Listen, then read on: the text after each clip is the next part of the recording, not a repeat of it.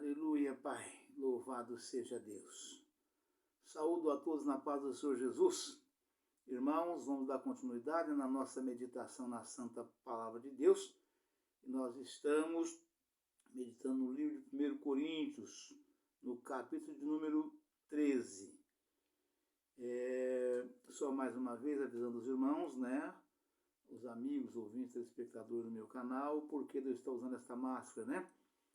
As pessoas têm perguntado, né? Então eu já estou falando já no começo de cada vídeo, porque as pessoas já tomam conhecimento logo de início, né? E não para nenhuma dúvida, né? É porque eu estou fazendo uns procedimentos dentários, então logo eu termino, então eu estarei tirando a máscara, tá bom, irmãos? Já estamos já findando, né? Graças a Deus. E encerrando, eu estarei tirando, aí os irmãos, aqueles que não me conhecem de cara limpa, que nunca viram, aí vão estar vendo, não vai ter nenhuma dúvida, tá certo, irmãos? Aleluia, Pai, louvado seja Deus. Mas vamos à meditação da Santa Palavra de Deus. Vamos estar fazendo a leitura do capítulo inteiro, né? E a nossa meditação será mais na parte do fim, né? mais no final da Palavra de Deus, aqui da Bíblia Sagrada, tá certo? Aleluia, Pai, louvado seja Deus. O título da mensagem é A Suprema Excelência da Sabedoria. Aleluia, Pai, louvado seja Deus. Glória a Jesus. Aleluia, Pai. A suprema excelência da caridade, melhor dizendo. Ainda que eu falasse a língua dos homens e dos anjos e não tivesse caridade, seria como o metal que sou, como o sino que tine. Ainda que tivesse o dom de profecia e não conhecesse todos os mistérios e toda a ciência, e ainda que tivesse toda a fé de maneira tal que transportasse os montes e não tivesse caridade, nada seria. Ainda que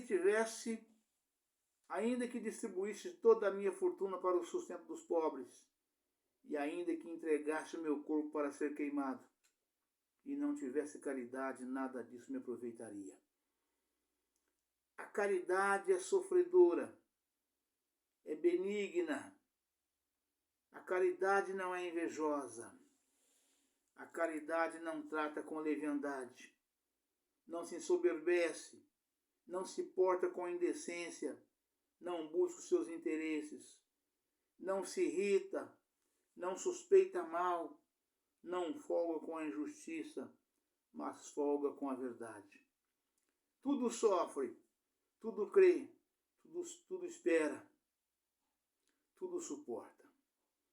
A caridade nunca falha, mas havendo profecias, serão aniquiladas. Havendo línguas, cessarão. Havendo ciência, desaparecerá. Porque em parte conhecemos e em parte profetizamos. Mas quando vier o que é perfeito, então o que é em parte será aniquilado.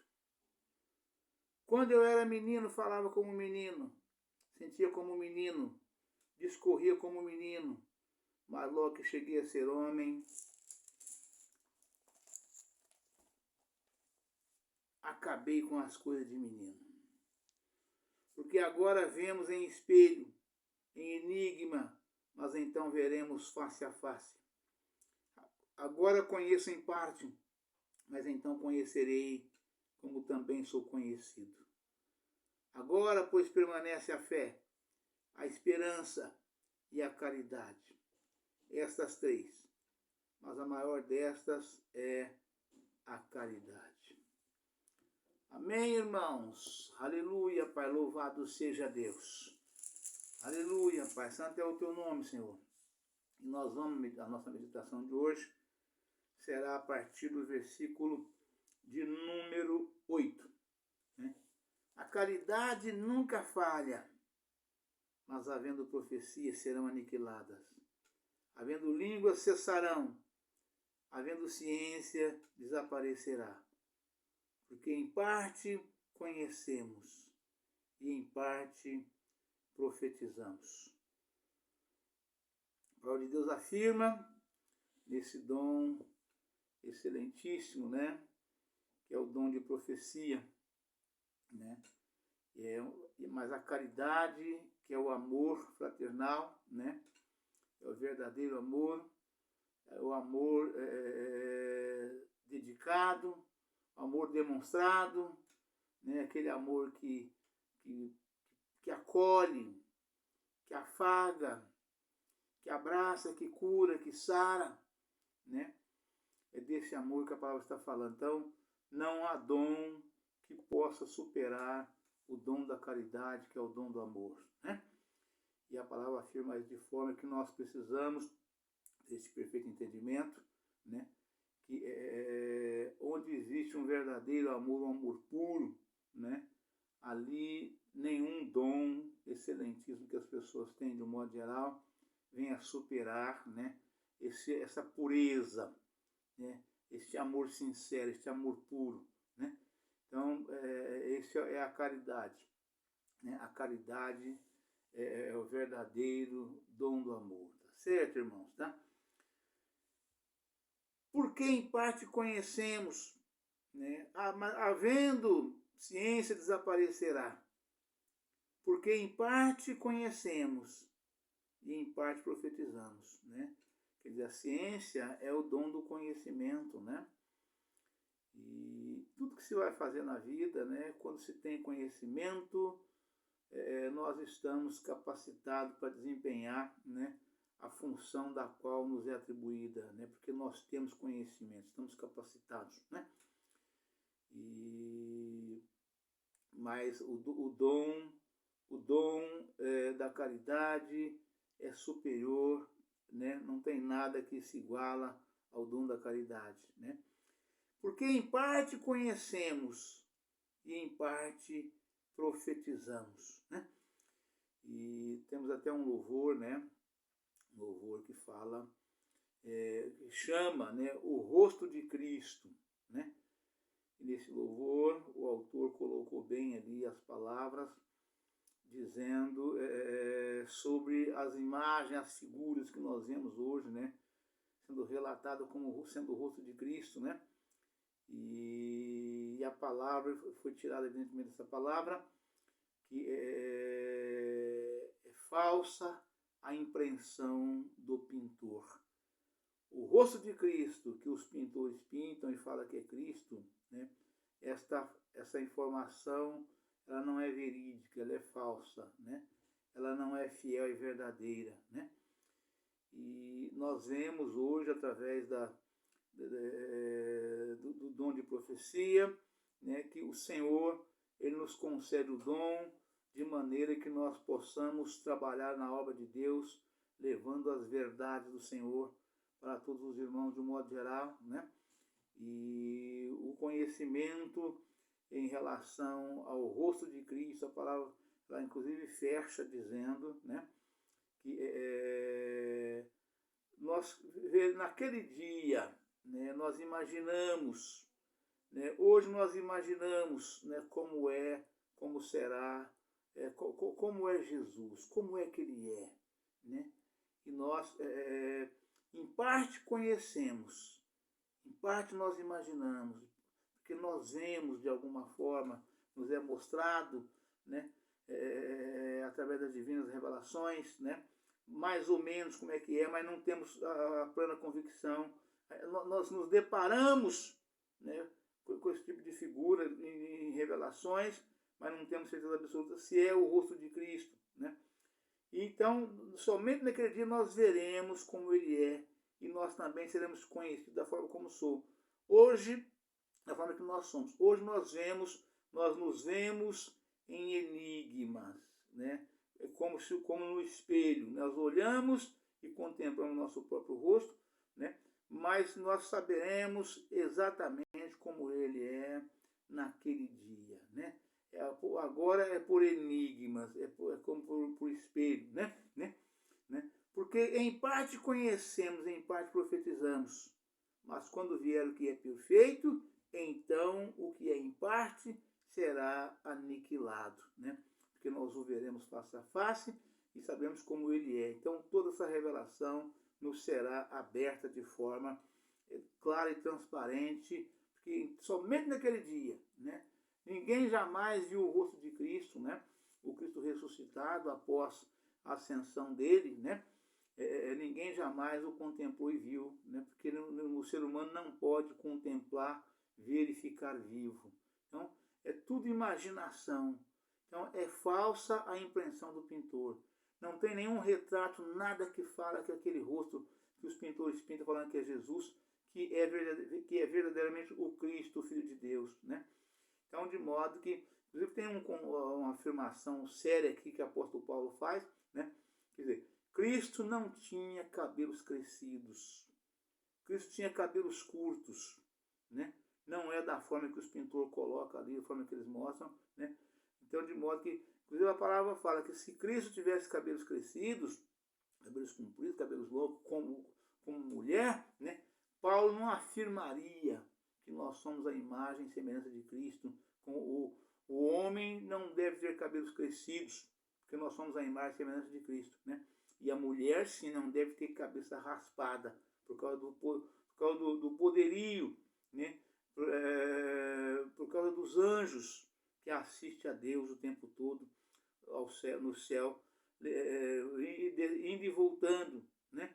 Então, por causa dos anjos, ela não deve ter cabelos crescidos, né? Não deve ter cabeça rapada, e o homem não deve ter cabelos crescidos. Então, é falsa a impressão do pintor, né? Eles imaginam e faz daquela forma, até mais com a intenção comercial, né?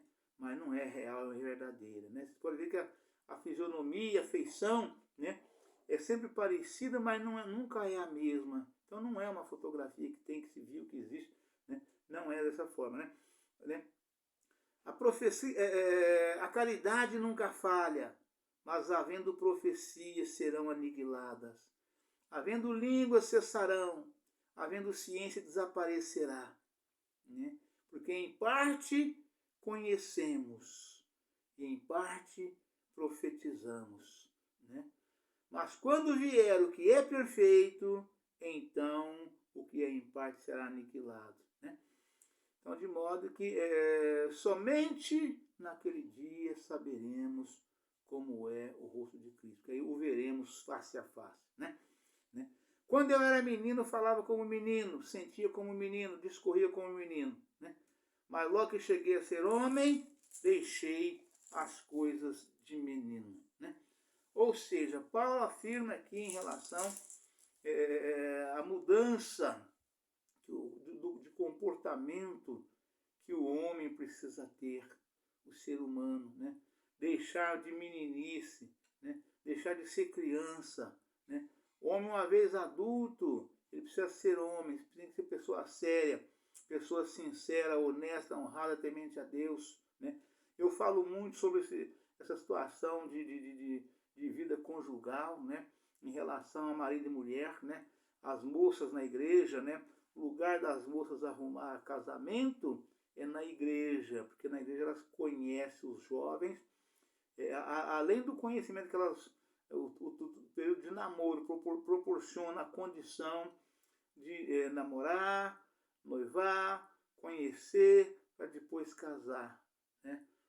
Porque é um passo, é um passo definitivo na vida do ser humano, né?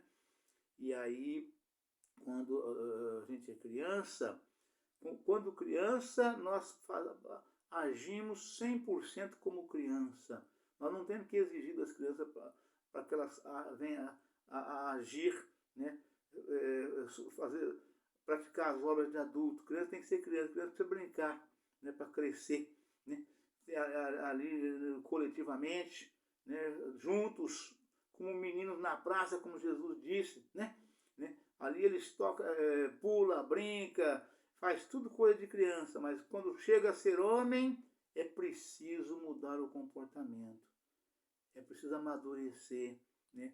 Não só no corpo, fisicamente, mas também na mente, na consciência. Tem que ser homem, homem de verdade. E eu falo para as jovens, para os jovens de um modo geral, tanto os homens para casar, como as mulheres para casar, o lugar de arrumar casamento é na igreja. Porque aí vai observando a pureza das jovens, As meninas vão observando os rapazes que são trabalhador, né? Eu falo, tem que ter um verdadeiro chefe de família precisa ser honesto, honrado e trabalhador e temente a Deus. Esse é o perfil do homem que as jovens deveriam procurar. Honesto, honrado, trabalhador e temente a Deus. Um varão desse, ainda jovem, mas casando, será um bom chefe de família, né? E as meninas, os jovens, observar, né? Porque também deixou de ser criança, passou a ser moça, o comportamento muda, né? Tem que mudar de água para vinho, o comportamento geral, né? Tem que passar a ser uma pessoa adulta, usando aqui a mesma não vou nem dizer metáfora, porque é uma verdade nua e crua, né? Que Paulo relatou aqui, né? Quando eu era menino, discorria como menino. Quando eu cheguei a ser homem, deixei as coisas de menino. Ou seja, deixa de meninice. Seja homem, né? Seja homem. Homem no sentido da palavra de ser uma pessoa altamente responsável. Honesta, honrada, trabalhadeira e temente a Deus. Né? Pessoa que respeita as pessoas de um modo geral, respeita a todos, um verdadeiro respeito, né? Então, de modo que aí a pessoa passou a ser homem. É disso que Paulo fala, né? E ele continua falando aqui na palavra, né? Porventura, são todos apóstolos, né? Aleluia, Pai, louvado seja Deus. Não, de cá, na sequência aqui. Cheguei a ser homem, acabei com as coisas de menino, porque agora vemos por espelho, né? Ou seja, no nosso imaginário, nós imaginamos, né? Porque agora vemos por espelho, em enigma, né? Em enigma, né? Mas então veremos face a face. Agora conheço em parte, mas então conhecerei como também sou conhecido. Agora, pois, permanece a fé, a esperança e a caridade, essas três. Mas a maior destas é a caridade. Aleluia, Pai, louvado seja Deus. Vamos pegar as referências dessa palavra que nós possamos dar uma elucidação melhor ainda, né? Aleluia, Pai, louvado seja Deus. 1 Coríntios 13, 8, né? Os dons espirituais, como profecia, línguas e ciência, terminarão no fim da presente era. A ocasião em que eles cessarão é descrita assim. Quando vier o que é perfeito, verso 10. Ou seja, no fim da presente era, quando então o conhecimento e o caráter do crente se tornarão perfeitos na eternidade. Depois da segunda vinda de Cristo. Aleluia, Pai, louvado seja Deus. Versos 12, capítulo 1 ao 7. Até chegar esse tempo, precisamos do Espírito e dos seus dons na congregação. Não há nenhuma evidência aqui, nem em qualquer outro trecho das Escrituras, de que a manifestação do Espírito Santo, através dos seus dons, cessaria no fim da era apostólica. Aleluia, Pai, louvado seja Deus. Ou seja, sem os dons espirituais, né, o homem, ele para falar das coisas que ele não vê, das coisas que nós lemos e cremos, imaginamos, no nosso imaginar nós fantasiamos, né? Qual é o servo de Deus que não viaja, né, em pensamento, né, imaginando como é os céus, como é Jesus, como é os tronos dos apóstolos, né, como é os 12 tronos da tribo de Israel, né? É tudo por enigma que nós vemos essas coisas todas, né? O Senhor nos mostra através das revelações que nós temos, com uma certa frequência, né? E também através do nosso imaginário, né? Uma coisa auxilia a outra, né? As revelações do Espírito Santo em sonho, e o nosso imaginário, a gente para e viaja, fica mais, como é que é os céus, como é que é os tronos, como é que é isso, como é que é aquilo, como é que é as ruas. Então, faz parte do nosso nós vemos por enigmas, né? Por que é enigmas? Porque não está decifrado. É só o nosso imaginário. A gente consegue viajar, né? Ali vendo como é, né? Como a gente imagina que seja, né? Mas só teremos essa certeza, né? Somente naquele dia.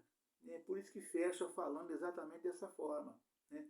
Somente quando encerrar essa presente era aqui que a gente teremos, então veremos como tudo, como é geralmente, como tudo é, né? Os céus, os tronos, os apóstolos, as configurações gerais, somente quando terminar esta presente era, né?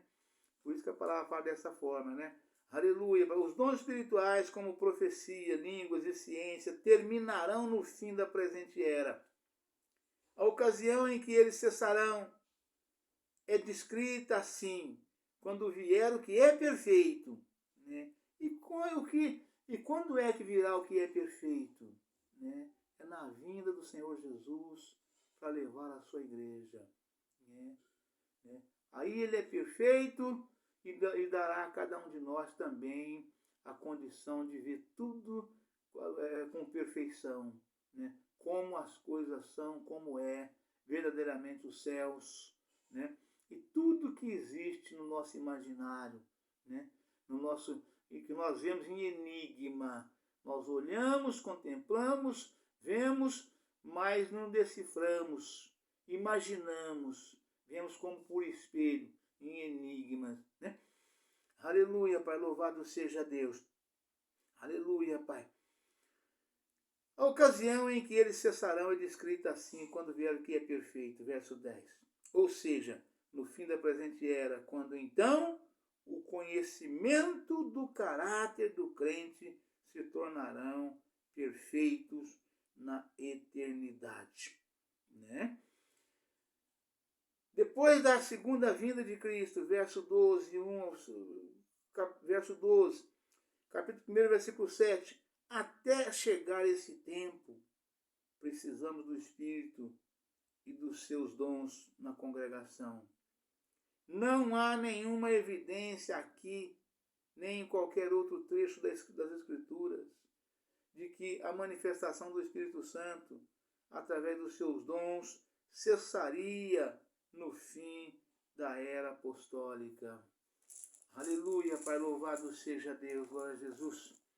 Aleluia, Pai. 13:13. A maior é a caridade. Né?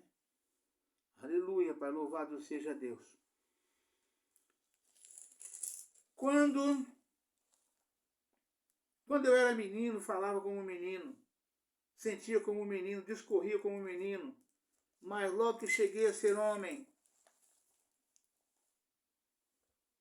acabei com as coisas de menino, porque agora vemos por espelho, em enigma, mas então veremos face a face.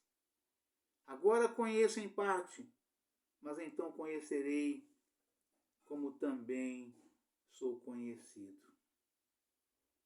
Aleluia, Pai. Assim como as pessoas nos veem, assim como as pessoas nos conhecem, né? Nós o veremos, né? O Senhor Jesus, o Pai, o Filho e o Espírito Santo numa só pessoa, os céus, os tronos e tudo que lá existe. Né? Vai sair do nosso imaginário, vai sair dos nossos pensamentos, vai sair das figuras que os pintores pintam e nos mostram, né? Tudo que nós vemos através, né, de imaginário de pessoas, né, mais afim, com intuito comercial, né? Negócio bem ilusório, né? Mas nós veremos no fim, né? Vamos ver face a face, frente a frente, como as coisas verdadeiramente são, né? Lá no verdadeiro paraíso, né? Ali no céu. Porque agora vemos por espelho, em enigma, mas então veremos face a face. Agora conheço em parte, mas então conhecerei como também sou conhecido. Né? Aqui fala de tudo, de todas as coisas, né, que nós conhecemos através da literatura, das pinturas, dos escritos, né, de um modo geral, e principalmente da Santa Palavra de Deus. Né? Tudo que nós lemos, cremos, pregamos, profetizamos, né, nós teremos conhecimento pleno de tudo isto, né, da forma que realmente é. Né? Hoje nós é pela fé, pela esperança, né, e pela caridade, né, o amor fraternal. Nós cremos, né, num Deus verdadeiro, né, num Deus que fez os céus, a terra e o mar e tudo que existe. Né? Cremos que Ele nos ama, que Ele cuida de nós e que Ele nos levará para estar com Ele no céu. Né? Mas é tudo por enigma, é tudo por fé, é tudo por esperança. Né? Mas o verdadeiro conhecimento nos será revelado naquele dia de todas as coisas, daquilo que nós até aquele dia acumularmos na nossa mente, no nosso coração, né, de um modo geral. Né? Agora, pois, permanece a fé e a esperança e a caridade, estas três, mas a maior destas é a caridade. Né? Aleluia, Pai. Este capítulo deixa claro que um caráter semelhante ao de Cristo. Este capítulo deixa claro que um caráter semelhante ao de Cristo. Deus o enaltece acima do ministério, da fé ou da posse dos dons espirituais. Deus valoriza e destaca o caráter que age com amor, paciência, benignidade e altruísmo.